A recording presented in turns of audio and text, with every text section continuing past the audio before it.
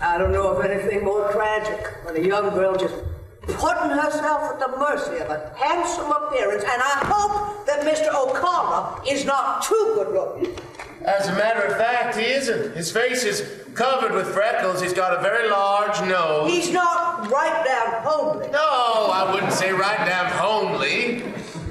Medium homely, I'd say. Well, if a girl had any sense, she'd look for character in a man anyhow. That's what I've always said, Mother. You've always said it. You've always said. How could you've always said when you never even thought of it? Oh.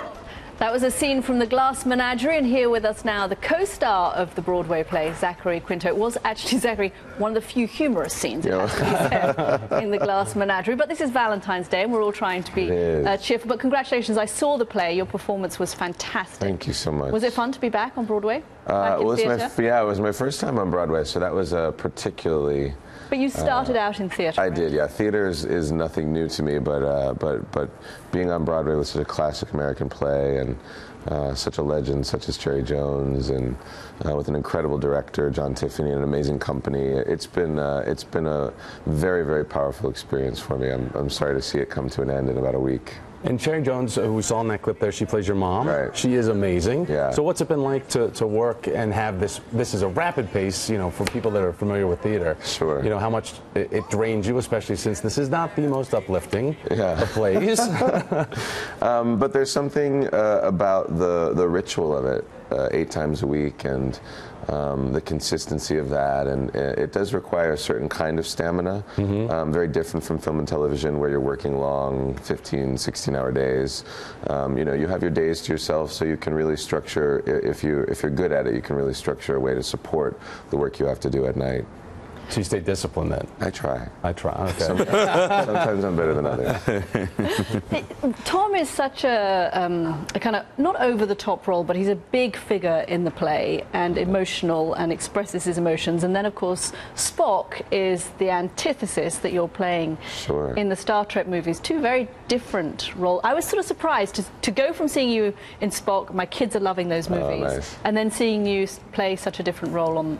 Yeah, that's the goal for me. I mean, as much as I can cultivate a sense of diversity and expansion in the kind of work that I do, the happier I am, the more fulfilled I am creatively. So for me, it was important to be able to play a role, a character that embraces the depth and the expanse of that emotion, as Tom does. And you know, Tom is really the biggest substitution for Tennessee, the clearest distillation of Tennessee, and this play is the most autobiographical play that he wrote. So for me to really feel connected to such a important figure in American theater history, it's been a really wonderful experience for that. Zachary, 2 things. One on the film front, one on TV front. You have a new film coming out, Agent 47, that I want you to talk about. But just real quickly, do you think that you'll return to American Horror Story? I don't know. I get that question a lot these days, actually.